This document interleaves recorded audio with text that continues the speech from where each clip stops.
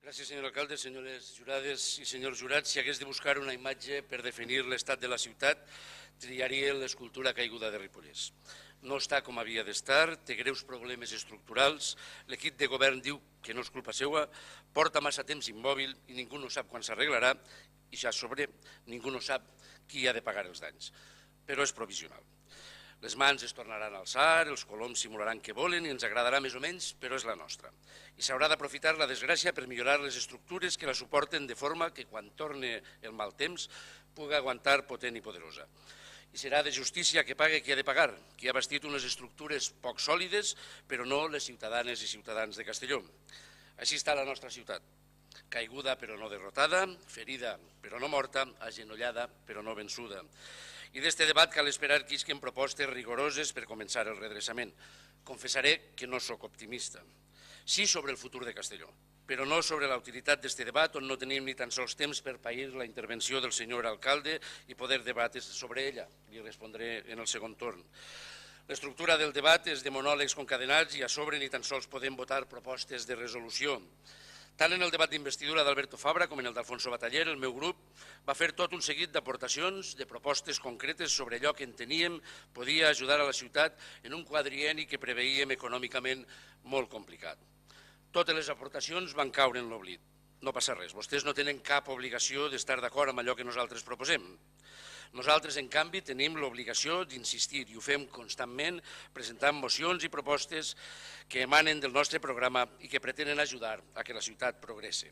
Ara fa poc més d'un any, en el debat sobre l'estat de la ciutat, el meu grup es va presentar a aquesta cambra amb un discurs sòlid i molt treballat, consistent bàsicament en la presentació d'una anàlisi d'AFO sobre la ciutat i també sobre l'Ajuntament, en el que van participar moltes persones i associacions. Vam preparar molt aquell debat i vull recordar que ja aleshores, tot citant a Pràxides Mateo Sagasta, vaig dir que el debat podria servir de molt o serviria de res en funció de la capacitat d'escoltar que tingués el Partit Popular. De fet, vam dedicar la segona intervenció exclusivament a fer aportacions que emanaven de l'anàlisi prèvia. No va servir estrictament de res, de res. Ja no diem en el mateix debat que pel seu format potser no dona per a més, però ni en els dies següents, ni en les setmanes següents, ni en les comissions, ni en privat, no vam rebre cap mena d'input que ens fera saber que l'equip de govern ens havia escoltat. Ja no dic que ens fere cas en alguna de les propostes, ni tan sols que ens havia escoltat. Enguany encarem este debat amb el mateix esperit. Nosaltres prediquem amb independència de si vostès volen escoltar. Bàsicament perquè hem de fer un exercici d'honestedat i complir amb la gent que ens va donar suport en les eleccions i amb la que ens acompanya dia a dia en la nostra feina opositora. Companyia que, mal que pesi a alguns, creix dia a dia perquè troben en nosaltres una esperança de canvi. En un debat sobre l'estat de la ciutat hi ha algunes àrees i temes dels que és impossible de fugir. L'econòmic n'és un. Hem analitzat les dades d'execució del pressupost a data 30 de juny. No són roïnes del tot, no ho són, però això no és més que una fotografia fixa d'en quin punt estem ara i així. Podríem donar xifres de l'execució, d'ingressos, de despeses, no té major interès. En setembre hauran canviat. Per què ha de ser així? Perquè la periodificació dels ingressos és diferent a la de les despeses i, per tant, estem sotmesos a aquests vaivens. Entre altres coses, perquè vostès no van aprovar la nostra proposta de full d'aportacions ciutadanes que permetia una periodificació dels ingressos al llarg de tot l'any, trencant l'estacionalitat. Per això també, esta setmana passada, el senyor Masip anunciava unes operacions de tresoreria per un import global aproximat de 8 milions, pensades per millorar la liquiditat de la Caixa Municipal i poder fer front així a les factures sense els inacceptables retards amb els que ara paguem. I així ja ho hem explicat manta vegades. Quan un proveïdor sap que cobrarà amb retard, augmenta el preu. Perquè ni vol, ni deu, ni probablement pot convertir-se en la financera de l'administració. Este és un dels problemes estructurals dels que parlava al principi. Pagar tard encareix els preus. Si el deute creix, encara ens costa més pagar a temps. És un cercle viciós que perd tothom, excepte els bancs, que ens donen estos crèdits. Hem rescatat la banca amb diners públics al 0,5% i ells els cobren a les institucions al 5 o al 6%, uns diners que van donar als bancs que eixien de l'educació, de la sanitat, del quart sector i de tots els serveis públics. Un altre problema estructural en matèria econòmica és la modificació de l'article 135 de la Constitució pactada per el Partit Popular i el Partit Socialista i que privilegia les entitats bancàries a l'hora de cobrar el deute per davant d'empreses, autònoms i professionals. No és només moralment reprovable, sinó és també econòmicament ineficaç. Hi ha encara un tercer problema estructural des del punt de vista econòmic, que este sí que depèn directa i exclusivament de l'Ajuntament. És el model pressupostari. En gener ja vaig publicar un article defensant el pressupost de base zero, però per fer-ho curt diré que és un model on cada any s'ha de justificar les raons per les que s'inclou cada partida de cada departament, i actualment no és així. Durant anys s'han anat arrossegant programes, partides, conceptes que venien de molt lluny i cada any s'han anat afegint nous programes, noves propostes, noves subvencions, sense revisar mai les anteriors, i només s'ha començat a fer molt parcialment com a conseqüència de la crisi, quan en realitat era part de l'origen de la crisi. És en gran part per això que els pressupostos creixien desmesuradament un any i l'altre i des del govern municipal es venia com un èxit el mer fet de gastar i invertir més, no sempre justificant els beneficis socials de la despesa o la inversió. Nosaltres afegim un criteri que hem repetit 1000 vegades i vostès han ignorat 1001, l'autoavaluació. Molts dels programes en marxa no sabem si són útils i cal reforçar-los o no ho són i s'han de modificar o anul·lar. De fet, hi ha coses que es van plantejar fa 8 o 11 anys i es mantenen idèntiques com si la societat i la ciutat no hagués canviat. Allò que ahir era necessari pot haver esdevingut ara un vici i no una virtut. El pressupost de base zero és més laboriós, és cert, però estalvia i és una aposta per l'eficiència que no podem deixar passar. Però ja hem dit que la situació econòmica és d'una volatilitat absoluta. El nostre pressupost té una gran dependència de les aportacions d'altres administracions i la dependència de la Generalitat és un risc enorme per a les nostres inversions i despeses perquè la Generalitat paga poc, paga tard i paga malament. D'Avalos Fletcher, Hisenda, Gaetà, Huguet, un embolic de convenis que es retroalimenten els uns amb els diners dels altres, un embolic de partides municipals que diuen que ingressarem uns diners de la Generalitat que no figuren en cap partida de cap conselleria o que figuren en imports diferents i no quadren. Però hi ha un tema que preocupa més encara al meu grup i que l'hem plantejat en comissió i que no m'ha obtingut cap resposta detallada. Molts dels terrenys de les rondes de circunvalació de la ciutat, per ser una infraestructura d'interès general, es van aconseguir per la via de l'expropiació. Alguns propietaris, però, van optar per l'altra opció, l'aprofitament urbanístic. Van cedir a la propietat dels terrenys a canvi de drets urbanístics que els propietaris podran exercir quan es desenvolupen pais on se'ls hagin reconegut els drets, però l'anul·lació del pla general i la situació econòmica general fa que no es desenvolupen els pais i la llei preveu que, passat un termini determinat, aquests propietaris poden exigir l'expropiació. I alguns terminis estan ja a punt de vèncer i començaran les demandes d'expropiació i aquest Ajuntament haurà de pagar sí o sí. Els comptes més conservadors parlen de 15 milions d'euros, d'altres ho fan arribar fins als 50, en tot cas, inassumible. Veurem com fem front a tot això. I com qui no vol la cosa, connectant la situació econòmica amb un altre eix fonamental en la política municipal, que és l'urbanisme. No tenim pla general d'ordenació urbana. Tenim un règim transitori que, segons com, ens permetria operar, tot i que no fa més de 3 setmanes el TSJ anul·lava una actuació sense entrar ni en el fons de la qüestió perquè deia no tenim plantejament en vigor i fa 10 dies una altra sala ho tornava a fer. Sabem perfectament quina és la situació. Estem pendents del recurs de cassació. Si no ens donen la raó, haurem de fer un PGO nou perquè el darrer és nul. Si ens donen la raó, haurem de fer un PGO nou perquè el darrer no és útil per a la nova ciutat. Deixant de banda que si ens haguérem fet cas en el seu moment aniríem 2 anys per davant del que anem ara, des del meu grup valorem molt positivament els fòrums d'urbanisme. Tenim el convenciment que aquesta és la línia de treball adequada.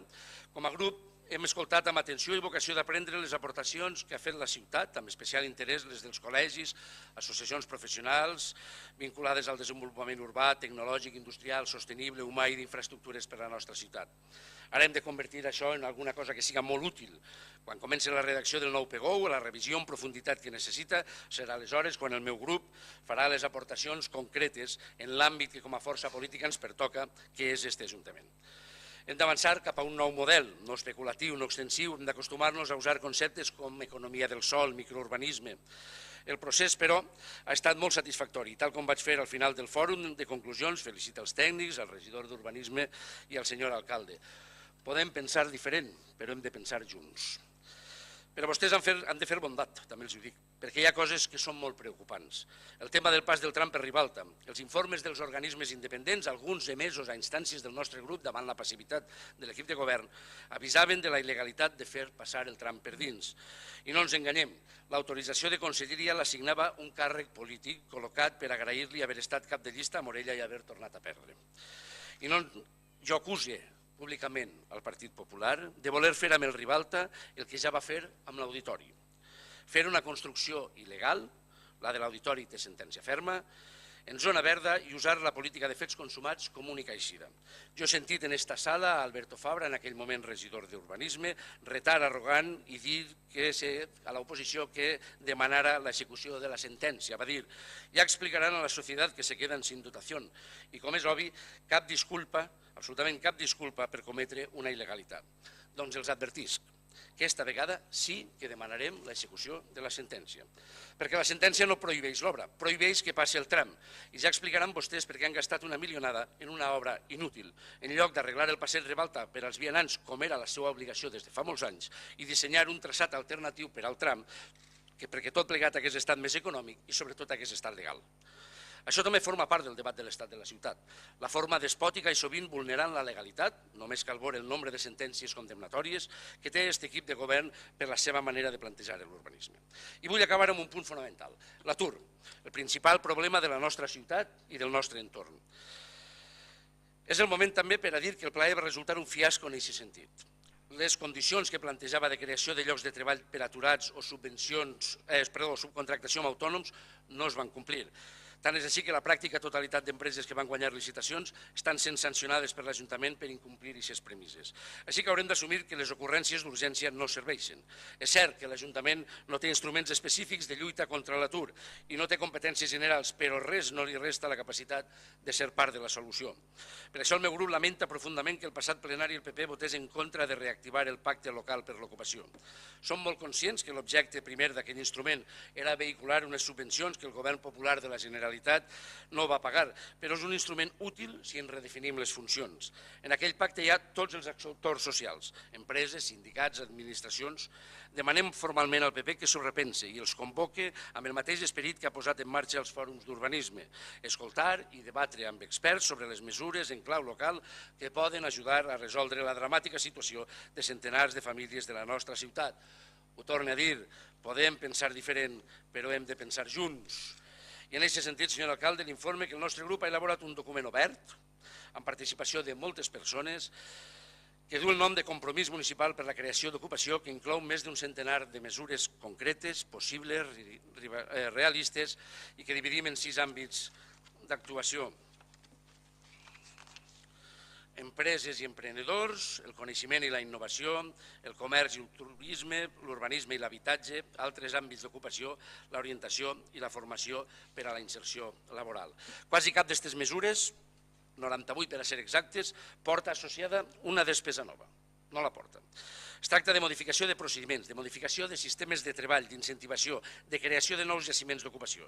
Nosaltres hem dissenyat un calendari de reunions de treball amb comerciants, professionals, sindicats, associacions veïnals, empresarials, per fer avançar aquesta proposta, per fer-la créixer, per fer-la plural, per fer-la útil. Nosaltres ho fem així, senyor alcalde, perquè és la nostra forma de treballar, no quan venen eleccions, sinó cada dia, en horitzontal, amb la societat civil, perquè som conscients que ningú no té solucions màgiques, i això mateix ho ha dit vostè, perquè treballant junts podem trobar solucions útils. El convide a fer el mateix en nom de la ciutat, senyor alcalde. No seria intel·ligent ni just per a la gent que pateix la xacra de l'atur no explorar plegats, tots els grups junts, vies de millora de la situació. L'any en què celebrarem el 20 aniversari de les juntes de districte, l'any que s'ha posat en marxa els fòrums d'urbanisme, és un any per fer una aposta definitiva per la participació ciutadana, àrea per cert a la que vostè no ha fet cap esment. Més enllà del simulacre congelat de pressupostos participatius, convidem a la societat a treballar amb nosaltres o nosaltres amb ells, junts, per crear un millor futur. Retornem el protagonisme a la societat. Convoque'ns. Acudirem amb tot l'esperit col·laborador, amb els deures fets i amb propostes concretes. Acabe, com he començat, pensant en la potent imatge de l'escultura caiguda. Només va fallar una mà, una. I al fallar una va caure tot. És una metàfora evident. Esta ciutat no recobrarà el seu esplendor sense el concurs i la participació de tots els actors socials, sense la participació i el concurs de totes les forces polítiques. Les nostres mans, com sempre, s'ofereixen obertes a seguir treballant per Castelló. El senyor Nomdedeu també vol dir que no s'ha fet una bona gestió i jo no puc acceptar-ho perquè me ratifique en el que acaba de dir. L'al·legoria de l'escultura, bé, és una al·legoria ocurrent, però que com totes les monedes té cara i creu. Perquè també és cert, sí senyor, circumstàncies alienes a aquest Ajuntament van tirar aquesta escultura. I aquesta escultura no en oportunisme i sense cap meditació, sinó d'una forma responsable, recuperarà el seu puesto per a la ciutat de Castelló. I això és el símil de la gestió. Per circumstàncies alienes, el senyor Bataller se va trobar una situació econòmica que condicionava totalment la gestió municipal. Per circumstàncies alienes. I en la seva responsabilitat i capacitat de treball està fent, i ja ho està demostrant, el que està fent per millorar la nostra situació. Situació greu, ja ho sabem. Solucions dures, ja ho sabem, però això ho saben tots els ciutadans, no ho sabem nosaltres a soles. També ens parla d'algo que no compartís, per no dir una paraula difícil.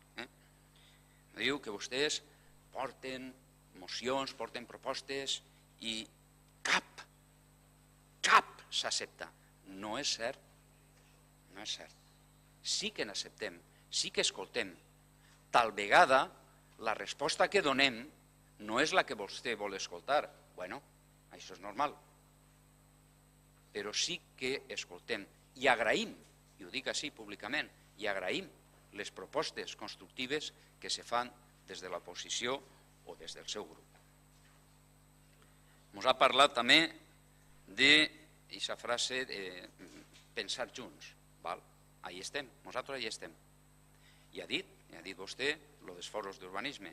És cert, aquesta és la línia, aquesta és la línia nostra. Nosaltres, al igual que per principis liberals pensem que les idees no deuen ser definitives ni inalterables, també pensem que la política es deu de fer de la mà dels ciutadans, ajustant-se a la realitat i convertint Castelló, es agradi o no, en un model de gestió participativa. Com se mos pot denunciar des de l'oposició que l'alcalde no porta una política participativa?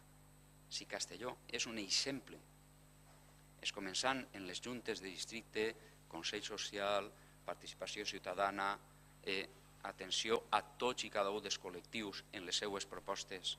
Com se mos pot acusar d'això? I per últim, i d'una forma quasi visceral, que no és habitual en vostè, però ho ha fet, senyor Nomdedeu, ataca el tram, igual que després ho ha fet la senyora Amparo Marco. Bueno, i si atac al tram, al projecte del tram, al pas per Ribalta, vol dir que a lo millor és un bon projecte, és un gran projecte, perquè ningú pot dir que aquest gran projecte està millorant tot l'entorn i que aquest gran projecte millora la mobilitat de la nostra ciutat, tan demandada per l'oposició, i que aquest gran projecte millora també les comunicacions, tan demandada per l'oposició, i que potencia també el teixit comercial, tan demandat per l'oposició. I ho han fet perquè l'oposició demana, però també ho han fet perquè els col·lectius i veïns implicats ens ho demanen, perquè nosaltres sí que portem, i el nostre alcalde, la bandera al front, de la política participativa, i la política participativa és escoltar als veïns per aportar solucions a l'Ajuntament. I seguim mantenint i desitgem que per a fer una bona gestió, i ho desitja també el nostre alcalde, n'hi hagi una bona oposició. Gràcies, senyor alcalde. Voldria contestar breument a algunes de les coses que ha dit el senyor Mulet per seguir amb l'al·legoria. Efectivament, l'escultura va caure perquè bufava el vent, però no va caure res més a la ciutat. No són només les circumstàncies alienes, el problema estava en l'estructura. Per això vostès demanen a la companyia d'assegurances que ho paguen, perquè el problema estava en l'estructura. I que vostè diga que les circumstàncies amb les que se troba el senyor Bataller són alienes és absolutament contradictori amb que acte seguit diga que vostès porten governant la ciutat 22 anys. Per tant, home, una miqueta de coherència. Jo no he dit que no accepte mocions, i com això me passa moltes vegades amb vostè, i tinc que dir, escolta l'acte i tal, ja crec que és malícia, ja crec que no és que estigui dur d'orella, és malícia. Jo no he dit que no accepten mocions, he dit que de les propostes fetes en debats com este, i he dit en el debat d'investidura d'Alberto Fabra, en el del senyor Bataller i en el debat d'ara fa un any, mai no ens han fet cap cas, i ho dic perquè ahir vostè reclamava que siguem constructius, i jo vull construir, però vostès no tenen pegou. No he criticat tampoc el tram, he criticat que vostès volen fer un traçat que el TSJ diu que és il·legal, abús de metonímia. Vostè ho sap fer millor, senyor Mulet. Passa que està ocupat en la laudatio i s'ha oblidat del que ens tenia que dir a l'oposició. I ara voldria, respecte a la intervenció primera del senyor alcalde, que és la important, crec, perquè al final és el que ens havia de dir quin és el seu pla per als propers anys o quina és la lectura que feia de la ciutat. He pres nota d'algunes de les seues frases i em vull quedar en dues pronunciades quasi al principi. Ha dit, doy las gracias a la comprensión de los ciudadanos por los esfuerzos, i després ha dit, hemos saneado la solvencia del sector financiero. I jo crec que l'ordre correcte és l'invers. Hem sanejat el sector financer i dono les gràcies als ciutadans per els esforços, perquè són els ciutadans que ho han fet amb els seus esforços a costa d'increment de pressió fiscal, a costa de pèrdua de drets socials, etc. I vostè mateix ho ha evidenciat en el seu discurs més avant quan diu que ha millorat la situació econòmica i diu que s'han multiplicat les peticions d'aplaçament i fraccionament de pagaments d'impostos, que és un símptoma de tot el contrari. I que s'ha millorat la situació econòmica i ens diu que s'ha incrementat un 167% la partida d'emergència social, que òbviament també és un símptoma de tot el contrari. I parla vostè de sostenibilitat econòmica el dia que augmentarà en 26.724 euros més seguretat social el cost de la nòmina de l'equip de govern. Sobre l'urbanisme, el més rellevant crec que ha estat el fet d'anunciar que comencen per fi els treballs. Veurem en funció del que digui el tribunal, si un pegou, el que sigui, bé, rellevant i important. I ens ha recordat un informe, el de Gómez Acebo Pombo, que va costar 11.000 euros de diners públics i que servia per a que vostès se quedaren tranquils, perquè és un informe que se va sol·licitar per veure si des de l'Ajuntament s'estaven fent les coses bé, que va arribar a aquest Ajuntament un cop havia presentat el recurs de cassació i que, per tant, de poc podia ajudar i que, insistir, servia exclusivament per dir que la nostra gent, que són funcionaris, ja estaven fent les coses bé. Nosaltres ho sabíem. Sorprèn que vostès no ho sapigueren i tinguin que gastar-se 11.000 euros per a que els ho digui un despatx de fora. Però com no vull parlar, voldria parlar del govern de la ciutat. Vostè té un govern dèbil i ho evidencia perquè el seu discurs ha començat en atacs al Partit Socialista, en aquest cas, després altres. No se preocupe tant del tripartit, preocupes del quadripartit que té vostè així.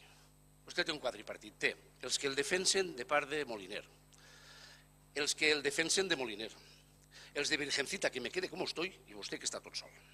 Jo me preocuparia més d'això perquè és bastant més important, del que pugui passar o deixar de passar demà passat en unes eleccions que, com bé deia el senyor Mulet, ja decidirà la ciutadania qui ha de governar o ha de deixar de governar. Acabe, vostè ha fet una metàfora d'un vaixell que s'afona i la imatge de la senyora Amparo Marcos suggerent tocant el violoncel. No l'oblidaré. Parla vostè de la banda municipal també. Jo sempre dic que aquest Ajuntament té dues bandes, només una és de músics. Jo voldria parlar de l'altra.